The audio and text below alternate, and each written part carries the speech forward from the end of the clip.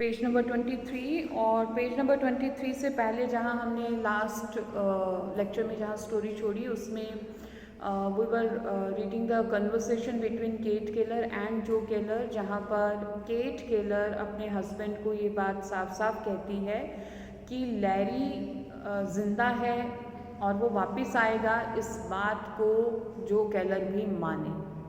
वो जानती है कि जो केलर इस बात को नहीं मानता कि लैरी ज़िंदा है, लेकिन क्योंकि वो खुद ये बात मानने को तैयार नहीं है कि लैरी मर चुका है, इसलिए वो अपने हस्बैंड को भी ये बात कहती है कि इस बात में वो उसका साथ दे। कोई और माने या ना माने, जो केलर को ये बात माननी पड़ेगी कि लैरी ज़िंदा है। हालांकि ये बात जो केलर को थोड़ी अजीब सी लगी और इसी बात को लेकर वो बहस भी करते हैं। और इसी बहस में केट केलर जो है वो एक तरह से धमकी देती है अपने हस्बैंड को कि अगर इस घर में रहते हुए क्रिस या एनी की शादी हुई, जिस बात का उसे शक है, और वो ये कहते हैं कि अगर ऐसा कुछ हुआ, क्रिस और एनी की शादी हुई, तो वो खुद को मार देगी। वो ये धमकी उसको देती है। तो एक बड़ा प्रेशर है इस वक्त जो केलर के ऊपर, और इसी बात पर वो लोग आगे बात कर रहे हैं। Page number 23। Mother trying to control her self moving about clasping her hands, I can't help it. और वो इतनी हाइपर हो गई है, इतनी गुस्से में है कि जो केलर जो है उसे शांत कराने की कोशिश करता है, कि उसे वो कहता है कि एटलीस्ट वो अपनी इमोशंस पर, अपनी फीलिंग्स पर कंट्रोल करे। और जिसके जवाब में केट केलर कहती है कि मैं चाह कर भी अपने आप पर कंट्रोल नहीं रख पाती। Keller what have I got to hide. Joe Keller कहता है कि तुम्हें ऐसा क्यों लगता है कि मैं कुछ छुपा रहा हूँ तुमसे क्रिस या एनी के रिलेशन को लेकर। ऐसा कुछ नहीं है, मैं क्या छुपाऊँगा तुमसे। What the hell is the matter with you Kate. तुम्हें हुआ क्या है, तुम क्यों मुझ पर शक कर रही हो। Mother I didn't say you had anything to hide. मैं ये नहीं कह रही हूँ कि तुम मुझसे कुछ छुपा रहे हो। I am just telling you to stop it. मैं सिर्फ ये चाहती हूँ कि अगर क्रिस और एनी की शादी को लेकर कोई बातचीत दिमाग में है, कुछ चल रहा है तुम्हारे मन में या उसके मन में, तो उसे रोक दिया जाए। Now stop it. And as Annie and Chris appear on porch, और अभी वो दोनों बात कर रहे हैं, क्रिस जो केलर और केट केलर। इतनी ही देर में एनी और क्रिस जो हैं वो घर से बाहर आते हैं। Anne is 26, gentle, but despite herself capable of holding fast to what she knows। और एक ही लाइन में राइटर ने, प्ले राइट ने एक बहुत क्लियर पिक्चर हमारे सामने पेश की है एन के कैरेक्टर को लेकर। एन 26 साल की है, शांत है, लेकिन शांत होने के बावजूद वो उसमें इतनी कैपेबिलिटी है, उसमें इतनी काबिलियत है कि अगर वो ये जानती है कि कोई बात सच है, सही है, तो वो सही का साथ देने के लिए किसी भी हद तक जाने को तैयार है। माने वो सच्चाई का साथ देने के लिए किसी भी लिमिट को क्रॉस कर सकती है। और मतलब वो होल्डिंग फास्ट, मतलब कि अगर उसको पता है कि ये चीज़ सही है तो वो सही का साथ हर कीमत पर देती है। Chris opens door for her. दरवाज़ा खोलता है क्रिस एनी के लिए। Annie hi Joe. She leads off a general laugh that is not self conscious because they know one another too well. Hello बोलती है वो दोनों को और थोड़ा सा मुस्कुराती है, हंसती है। और जिस तरह से एनी जो केलर से मिल रही है इस वक्त पर, तो वो बहुत फॉर्मल नहीं है। फॉर्मल इसलिए नहीं है क्योंकि बचपन से इसी घर में पली बड़ी है, पहली बार नहीं मिल रही है जो केलर को, बचपन से जानती हैं, इसलिए एक नॉर्मल तरह से वो मिलते हैं। Chris bringing Ann down with an outstretch shivered arm. और क्रिस और एन दोनों इकट्ठे बाहर आते हैं और क्रिस इस तरह से हाथ पकड़ता है एनी का मानो उसको सहारा देने की कोशिश कर रहा है। Take a breath of that air kid, you never get air like that in New York. और वो कहता है एनी को, इस ताज़ी हवा में, फ्रेश हवा में सांस लो, क्योंकि इस तरह की ताज़ी हवा तुम्हें न्यूयॉर्क जैसे बड़े शहर में नहीं मिलती। Mother genuinely overcome with it. मानो एनी को देखकर जो पहले वो बात कर रहे थे, जो केलर से वो क्रिस और एनी के शादी को लेकर जो बहस कर रही थी केट केलर, उस चीज़ को वो भूल गई है, उस पर उसने काबू पा लिया है। और वो एनी को देखकर कहती है, where did you get that dress Annie. जो ड्रेस एनी ने पहनी है वो उसके बारे में पूछती है केट, ये ड्रेस तुमने कहाँ से ली। And I couldn't resist. Annie ने कहा, सुंदर है ना। ये इतनी पसंद आई मुझे कि मैं खुद को इसे खरीदने से रोक ही नहीं पाई। I am taking it right off before I ruin it. बस मैं थोड़ी देर में इसे चेंज कर लूँगी ताकि ये ख़राब ना हो जाए।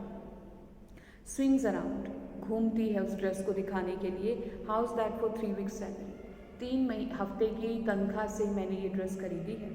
Mother to Keller, isn't she the most. Kate Keller जो केलर को कहती है एनी के बारे में, ये सबसे, बस यहीं पर स्टॉप लगता है। माने केट केलर मानो जो बात कहना चाहती है उसे वो पूरा नहीं करती, बीच में ही रुकती है। टू एन, और वो बगैर अपनी बात को पूरा किए एन से कहती है इट्स गॉर्जियस, सिंपली गॉर्जियस। हाँ हाँ, तुम्हारी ड्रेस सुंदर है। Chris to mother, no kidding now, isn't she the prettiest girl you ever saw. शायद जो बात कहते कहते केट केलर रुक गई, वो क्या कहना चाह रही थी? शायद वो एनी की तारीफ करना चाह रही थी। शायद वो ये कहना चाह रही थी कि एनी सबसे खूबसूरत लड़की है या सुंदर लग रही है, लेकिन वो चाहकर भी एनी की तारीफ नहीं कर पा रही। ऐसा क्यों कर रही है केट केलर? एनी को तो वो पसंद करती है, पसंद है उसको एनी, तभी तो उसने उससे लैरी की सगाई की। देखा जाए तो इस वक्त एनी का स्टेटस क्या है केट के हिसाब से? केट के हिसाब से एनी जो है वो इस घर की होने वाली बहू है, लैरी की होने वाली पत्नी है, तो वो उसे पसंद तो करती है, उसको लाइक करती है, लेकिन वो क्यों इस वक्त एनी की तारीफ नहीं कर रही? सबसे बड़ा रीज़न जो है इस बात का वो ये, इस वक्त लैरी नहीं है सामने। सामने कौन खड़ा है? क्रिस। और केट केलर को मन ही मन ये बात पता है कि क्रिस एनी को पसंद करता है, क्रिस एनी से शादी करना चाहता है, या इनके मन में एक दूसरे को लेकर पसंद लाइकिंग है, और वो ऐसा नहीं चाहती। वो नहीं चाहती कि ये रिश्ता आगे बढ़े। अगर वो क्रिस के सामने ये बात दिखाएगी कि हाँ वो एनी को पसंद कर रही है या एनी इस वक्त सुंदर लग रही है, तो क्रिस की हिम्मत बढ़ेगी ना, वो एनी को और पसंद करेगा या उससे शादी के लेके अपने फैसले पर और डिटर्मिनेशन से आगे बढ़ेगा। तो वो जानबूझ के क्रिस के सामने एनी की तारीफ नहीं कर रही ताकि क्रिस का हौसला ना बढ़े। और क्रिस जो है वो अपनी माँ से पूछता है, मजाक मत करो, एक चीज़ बताओ, एनी सबसे सुंदर लग रही है ना? Mother, caught short of his obvious admiration, she finds herself reaching out for the glass of water and aspirin in his hand।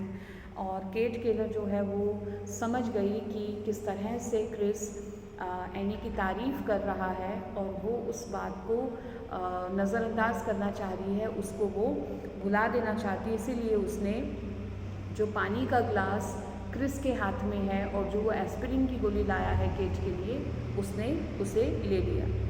You gained a little weight didn't you darling. जब Chris ने पूछा cat Keller से कि any सुंदर लग रही है ना, एनी सुंदर हो गई है ना, बजाय उसकी खूबसूरती के बारे में बात करने के या बजाय एनी की तारीफ़ करने के, केट केलर ने क्या कहा एनी से? तुम्हें नहीं लगता तुम्हारा वज़न थोड़ा बढ़ गया है?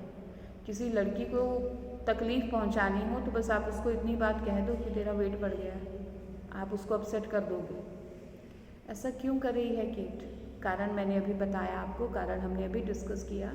ऐसा करने की वजह यही है कि वो जानबूझ के एनी को नापसंद दिखाएगी या उसको वो इस तरह से पेश आएगी कि वो एनी को बहुत पसंद नहीं करती, क्योंकि वो चाहती है कि क्रिस जो है एनी को भुला दे या उसको पसंद ना करे। And it comes and goes. Weight का क्या है, वज़न का क्या है, ये तो बढ़ता कम होता रहता है। Keller, look how nice her legs turned out. देखो तो सही इसकी फिगर। माने केलर जो है वो एनी की लेग्स की तारीफ़ कर रहा है कि वो कितनी सुंदर हो गई है। And as she runs to fence, boy the poplars got thick didn't they. और वो क्रिस से कहती है इधर उधर भागती हुई कि पॉपुलर के पेड़ तो बहुत बड़े हो गए हैं, बहुत मोटे हो गए हैं। Keller moves to settee and sits. बैठता है Keller. Well it has 3 years Annie, we are getting old. Keller ने कहा है तुम 3 साल के बाद यहाँ वापस लौटी हो, तो 3 साल में तो बहुत बदलाव आ जाते हैं, और 3 साल में तो हमारी भी उम्र बढ़ रही है, हम भी बूढ़े हो रहे हैं। Mother, how does mom like New York. Kate Keller ने एनी से पूछा एनी की मदर के बारे में, तुम्हारी माँ को न्यूयॉर्क शहर कैसा लगा? And keeps looking through trees. मानो एन चाहकर भी इस बात का जवाब नहीं देना चाहती, वो शायद अपनी माँ का जिक्र नहीं करना चाहती या वो अपनी फैमिली के बारे में यहाँ बात नहीं करना चाहती, क्योंकि वो बजाय केट केलर के सवाल का जवाब देने के लिए इधर उधर पेड़ों में देखती है। And a little heart, why would they take our hammock away, और वो झांक रही है जो दीवार है उसके पार जो उसका घर था जहाँ वो रहती थी। अब उस घर में कौन रहता है? जिस घर में डीवर फैमिली रहती थी, अब अभी उस घर में कौन रहता है? Doctor Jim Bayliss. Gym Bayliss ने वो घर खरीद लिया है, तो वो अपने घर को देख रही है, अपने पुराने घर को देख रही है, और उसे थोड़ी तकलीफ पहुंची ये देखकर कि जो हैमक मतलब जो गार्डन में हम दो पेड़ों के बीच एक रस्सी का झूला सा नहीं टांग देते हैं जिसमें लेटते हैं या बैठते हैं, उसको हैमक बोलते हैं। तो वो उस हैमक के बारे में पूछती कि उन्होंने हमारा हैमक क्यों उतार दिया।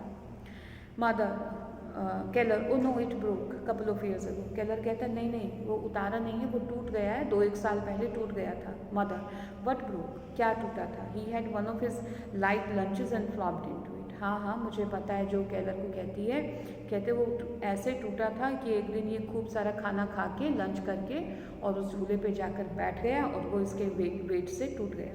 And laughs and turns back towards Jim's yard, oh excuse me. Ann हंसती है और मुड़ के डॉक्टर जिम बैलिस के आंगन की तरफ देखती है। Jim has come to fence and is looking over it. Jim भी अपने घर की गार्डन की दीवार के पास आके खड़ा हो गया और इसी तरफ देख रहा है।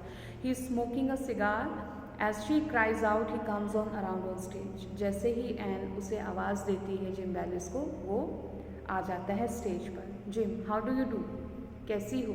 To Chris, she looks very intelligent. और एनी को हेलो बोल के वो क्रिस से कहता है डॉक्टर जिम बैलिस, ये तो बड़ी समझदार लग रही है।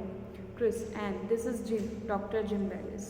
और वो उनकी इंट्रोडक्शन कराता है कि ये डॉक्टर जिम बैलिस हैं। And shaking Jim's hand, oh sure he writes a lot about you.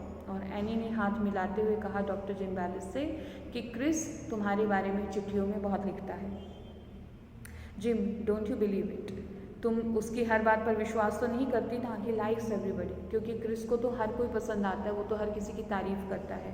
In the battalion he was known as Mother McKeller. जब ये लड़ाई के मैदान में गया था तो ये सभी को इतना प्यार करता था, सभी को इतना ध्यान रखता था कि इसका नाम सबने मदर मैकेलर रख दिया था। And I can believe it, जो भी क्रिस लिखता है अपनी चिट्ठियों में मैं उस सब पर विश्वास करती हूँ। You know, to mother it's so strange seeing him come out of that yard. और वो केट केलर से कहती है एन कि अपने ही घर के आंगन से किसी अजनबी को बाहर निकलते हुए देखना बड़ा अजीब सा लगता है। To Chris, I guess I never grew up. Annie को लगता है मुझे यहाँ आकर अपना बचपन याद आ गया, मुझे आज भी ऐसा लगता है कि मैं तो जैसे बड़ी हुई ही नहीं। It almost seems that mom and pop are in there now. मुझे आज भी अपना घर देख के ऐसा लगता है कि मेरे माँ बाप घर के अंदर हैं। And you and my brother doing algebra and Larry trying to copy my homework. और वो कहती है क्रिस को कि मुझे आज भी लगता है कि तुम और मेरा भाई जॉर्ज अभी भी अपना एल्जेब्रा का होमवर्क कर रहे हो और लैरी मेरी कॉपी में से नकल मारता था। ये अपने बचपन को वो याद कर रही है जो उन्होंने चारों ने इकट्ठे बिताया। Gosh, those dear dead days beyond recall. वक्त बीत चुका है और अब सिर्फ यादें रह गई हैं। Jim, well I hope that doesn't mean you want me to move out. Jim कहता है अगर तुम्हें अब भी अपना बचपन याद आ रहा है या तुम अपने पुराने घर को याद कर रही हो तो मैं ये इस बात का मतलब ये ना समझूं कि तुम अपने ही घर में वापस आने का सोच रही हो, मुझे इस घर से निकालने की तो नहीं सोच रही हो। स्यू, calling from offstage, Jim, come in here, Mr. Hubbard is on the phone। और इतनी ही देर में जिम जो है उसकी पत्नी उसे आवाज़ देती है कि मिस्टर हबर्ड जो उसका पेशेंट है वो फ़ोन पर है। Gym, I told you I don't want, मैंने तुम्हें कहा तो था कि मैं उस आदमी को नहीं देखना चाहता। स्यू, कमांडिंगली स्वीट, प्लीज़ डियर प्लीज़। वो हुक्म सा देती है लेकिन प्यार से कहती है आ जाओ। जिम रिजाइंड, हार मानते हुए, ऑल राइट सूजी, ठीक है, ट्रेलिंग ऑफ स्टेज से अपने घर की तरफ जाता है Jim. All right to Ann, और जाते जाते वो एनी से कहता है I have only met you Ann, मैं अभी तुमसे पहली बार मिला हूँ। But if I may offer you a piece of advice, भले ही मैं तुम्हें अभी मिला हूँ लेकिन मैं एक सलाह तुम्हें ज़रूर देना चाहता हूँ, इवन व्हेन यू मैरी, जब भी तुम्हारी शादी होगी, नेवर, कभी भी, even in your mind, never count your husband's money. अपनी दिमाग में कभी ये ख्याल भी मत लाना कि तुम्हें अपने पति की तनख्वाह या उसकी कमाई को गिनना है। मतलब वो उसको ये सलाह दे रहा है कि शादी के बाद वो अपने पति की कमाई पर नज़र ना रखे। स्यू ऑफ स्टेज, जिम, अभी भी आवाज़ दे रही है अपने पति को, जिम एट वंस, अभी आया। Turns and goes off at once, he exits, और वहाँ से वो चला जाता है। Mother, Ann is looking at her, she speaks meaningfully, I told her to take up the guitar, it would be a common interest for them। और doctor Jim Bayliss के जाने के बाद केट केलर कहती है कि मैंने तो स्यू को समझाया था कि वो भी गिटार बजाना सीख ले, ताकि एक ऐसा शौक तो दोनों के बीच कॉमन रहे, जिम बैलिस और स्यू के बीच, क्योंकि ऐसा लगता है डॉक्टर जिम बैलिस और स्यू के बीच जो है वो डिफरेंस ऑफ ओपिनियन है, दोनों के विचार कम मिलते हैं, और वो इसी बारे में कह रही है। दे लाफ, ये सुनकर सब हंसते हैं। Well, he loves the guitar, Jim को गिटार पसंद है। And as though to overcome mother become suddenly lively crosses to Keller on settee, sits on his lap, और एन मानो अच्छे मूड में है और वो जाकर जो केलर के पास सेटी पर उसकी गोद में बैठ जाती है। And let's eat out at the shore tonight, आज रात को बीच पर चलें डिनर के लिए, raise some hell around here like we used to before Larry went, बिल्कुल वैसे ही हंगामा करेंगे, वैसे ही मस्ती करेंगे जैसे हम पहले किया करते थे लैरी के जाने से पहले। मदर इमोशनली, जैसे ही केट केलर ने एनी के मुंह से लैरी का नाम सुना तो वो इमोशनल हो गई। यू थिंक ऑफ हिम, पूछती है एनी से, तुम आज भी उसके बारे में सोचती हो? यू सी, देखा, ट्रायम्फेंटली, मानो एनी के मुंह से लैरी का नाम सुनकर केट केलर अपनी जीत महसूस कर रही है। शी थिंक्स ऑफ हिम, वो क्रिस और जो केलर को ये दिखाती है, देखो आज भी एनी लैरी को याद करती है। And with an uncomprehending smile, and मुस्कुरा तो देती है लेकिन वो शायद अनकॉम्प्रिहेंडिंग मतलब समझ नहीं पाई है कि केट क्या कहना चाह रही है या ऐसा क्यों कह रही है।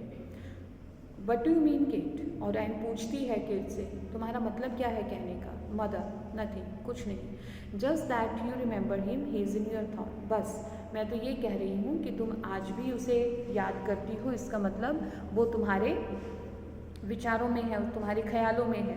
And that's a funny thing to say, ये तो तुमने बड़ी अजीब सी बात कह दी।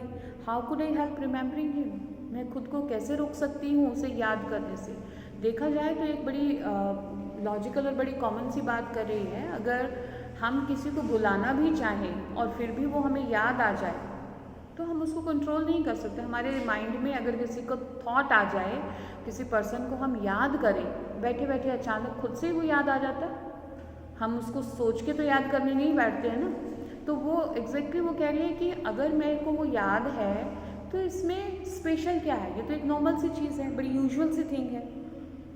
Mother, it is drawing to a head the wrong way for her, she starts anew. Kate Keller समझ गई कि वो जो कहना चाह रही है एनी उसकी बात को शायद समझ नहीं रही है या उसकी बात गलत डायरेक्शन में जा रही है। वो फिर से अपनी बात शुरू करती है। She rises and comes to Ann, did you hang up your things? Kate Keller ने बात को बदलते हुए कहा, क्या तुमने अपनी चीज़ें सामान अपना अनपैक कर लिया?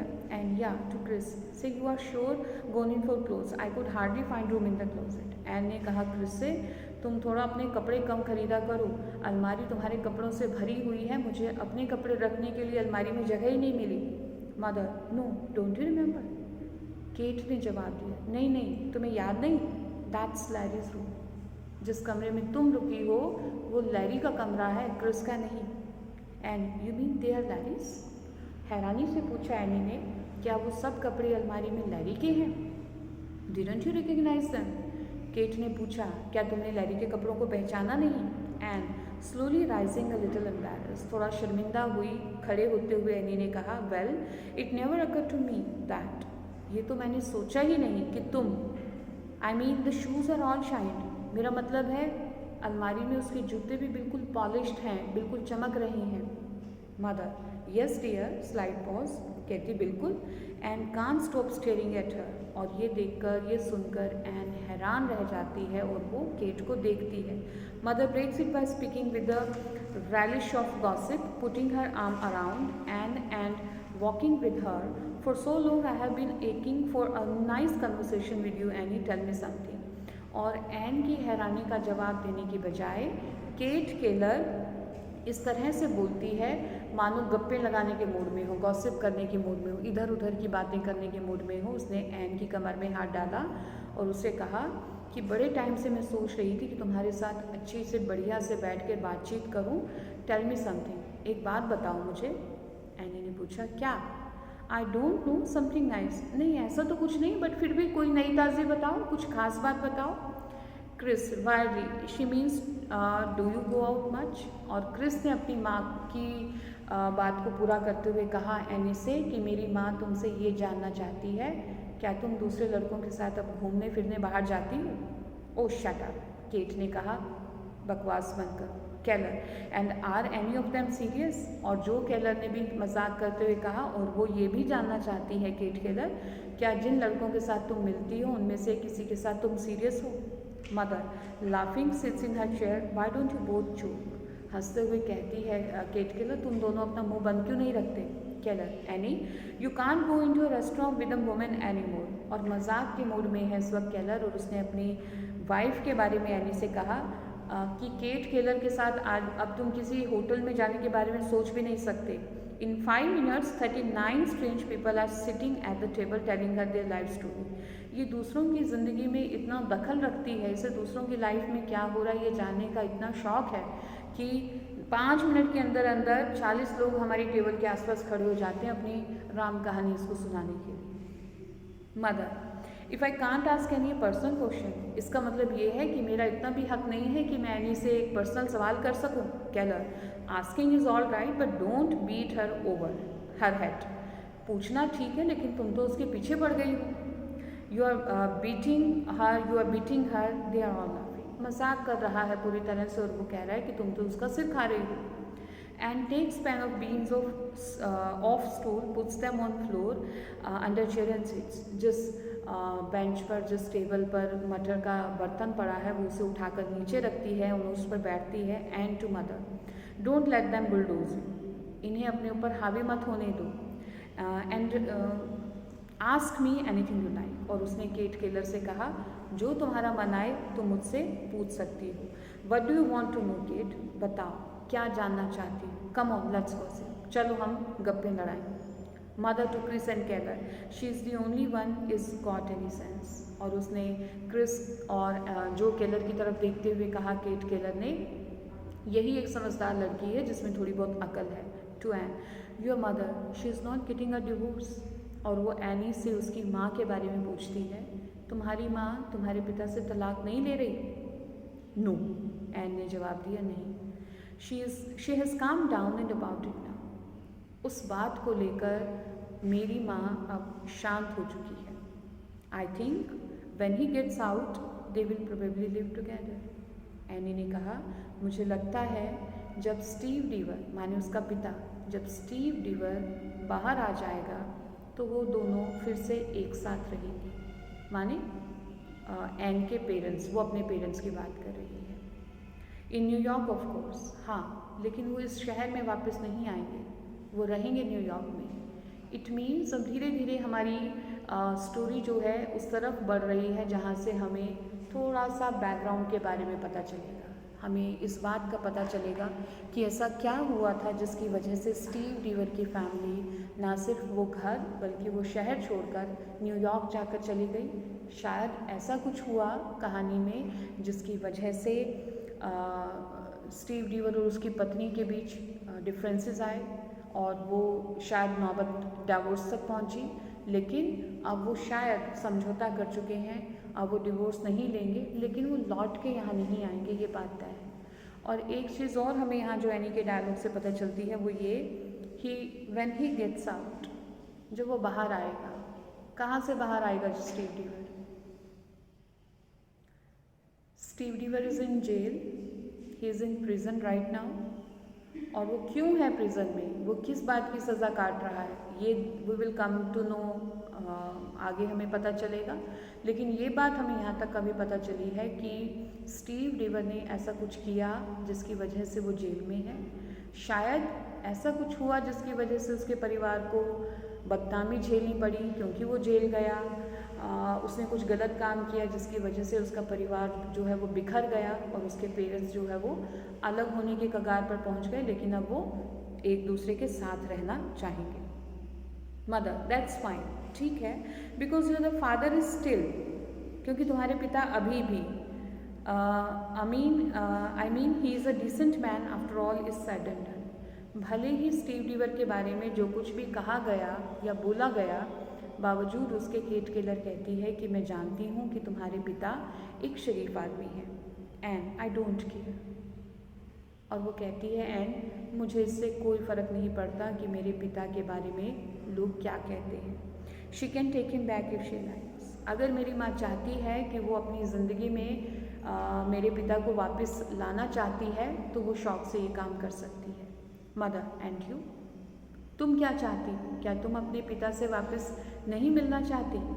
Shakes her head negatively and बोलती कुछ नहीं है, लेकिन सिर हिला के इनकार करती है, माने वो अपने पिता को अपनी ज़िंदगी में वापस नहीं चाहती।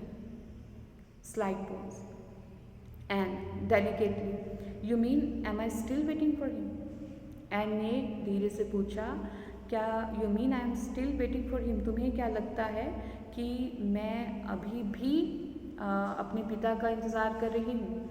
या कहीं ना कहीं यहाँ पर एन लैरी का भी जिक्र कर रही है कि तुम्हें क्या लगता है कि वो, देखो केट और एन के बीच की जो भी बातचीत की शुरुआत हुई, जहाँ हमने लास्ट पेज पर पढ़ा, जहाँ क्रिस और जो केलर केट को छेड़ते हैं कि ये जानना चाहती है कि तुम्हारी लाइफ में क्या चल रहा है, क्या कहीं ना कहीं लैरी को लेकर एनी के मन में क्या है, ये बात केट किलर भी जानना चाहती है। और एनी एक इतनी ईमानदार और एक ऐसी सच्ची लड़की है जो सच बोलने में यकीन करती है, वो किसी का मन रखने के लिए बात को घुमाएगी फिराएगी नहीं। ऐसा ही एक कैरेक्टर हमने कौन सा और पढ़ा इस कहानी में अभी तक, जो एनी की सोच की तरह ही सोचता है? क्रिस। सो ये जो दो कैरेक्टर्स हैं, क्रिस और एनी, ये दो कैरेक्टर ऐसे हैं जिनकी सोच बिल्कुल एक सी सी है। और कहीं ना कहीं कहानी में हम ये बात पढ़ेंगे आगे कि एनी को या क्रिस को ये कहा जाता है कि Annie is a female version of Chris.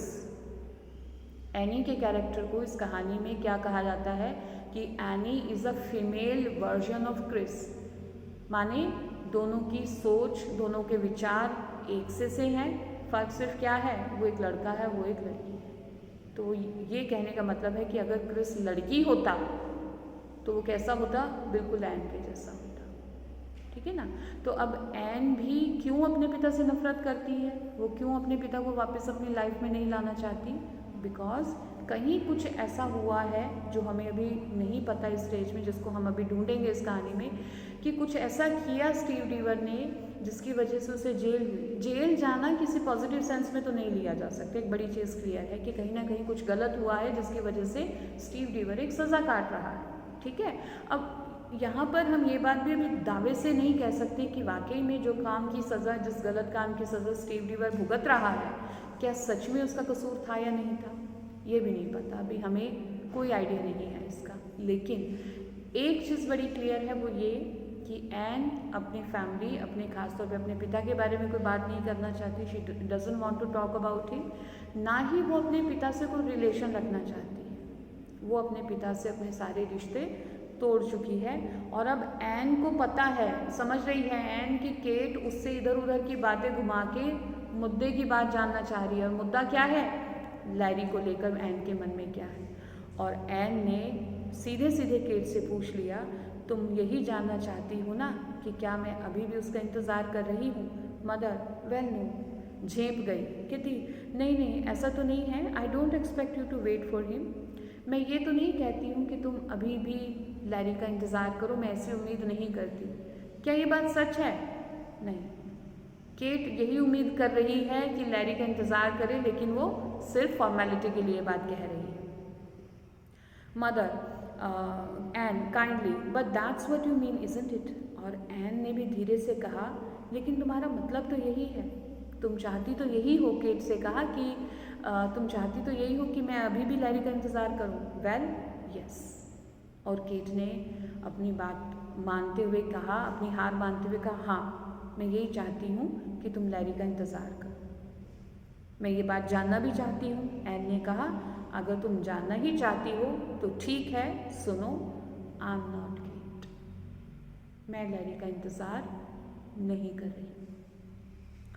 Mother, formally, you are not? दोबारा पूछा, मानो इस बात को कंफर्म करना चाहती हो। शायद उसे ये लगा केट को कि उसने गलत सुन लिया। तुम नहीं कर रही लैरी का इंतज़ार? Ann, isn't it ridiculous? सवाल के बदले सवाल ही पूछा केट ने। एनी ने जवाब नहीं दिया, बल्कि एनी ने केट से पूछा, तुम्हें नहीं लगता पागलपन है लैरी का इंतज़ार करना? You don't really imagine he is? तुम कहीं ये तो नहीं सोच के बैठी हो कि वो? और वो ये कहते कहते रुक गई। क्या कहना चाहती है एन? तुम्हें कहीं ये तो नहीं लगता कि लैरी जिंदा है? वो ये कहना चाह रही है, लेकिन ये बात वो कहती नहीं। आई नो डियर, केट ने कहा, मैं जानती हूँ, but don't say it's ridiculous. लेकिन ये मत कहो कि लैरी का इंतज़ार करना बेवकूफ़ी है। Because the papers were full of it. I do not know about New York, but there was half a page about a man missing even longer than Larry and he turned up from Burma. मैं New York में किस तरह की खबरें छपती हैं ये तो नहीं जानती, लेकिन आए दिन यहाँ के अखबारों में तो आधे से ज़्यादा पन्ने भरे रहते हैं इस तरह की खबरों को लेकर कि लैरी से भी पहले से कोई लड़का लापता था और वो पिछले दिनों बर्मा से लौट आया।